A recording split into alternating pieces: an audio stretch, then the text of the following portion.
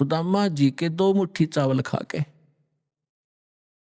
और उनको धनी बना दिया, उसका एक महल बना दिया।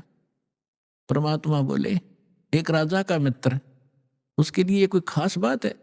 तुम आप बताते हो श्री राम कृष्ण जी तो राजा थे द्वारका के, एक मित्र के लिए एक ढूंढ बना दिया छोटा सा एक, दे दिए उसमें 200 से 400 रुपये, वो सारी उम्र बचे रहे उसको, तो इसी से भगवान मान लिया।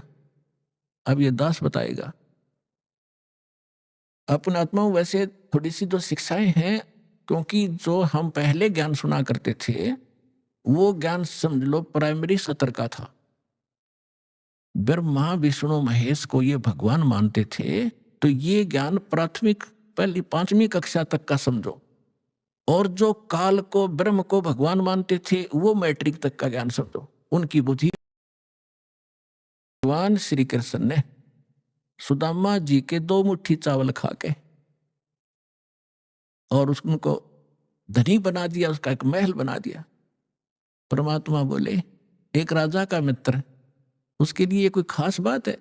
तुम आप बताते हो श्री राम कृष्ण जी तो राजा थे द्वारका के, एक मित्र के लिए एक ढूंढ बना दिया छोटा सा एक, दे दिए उसमें 200 से 400 रुपये, वो सारी उम्र बचे रहे उसको, तो इसी से भगवान मान लिया।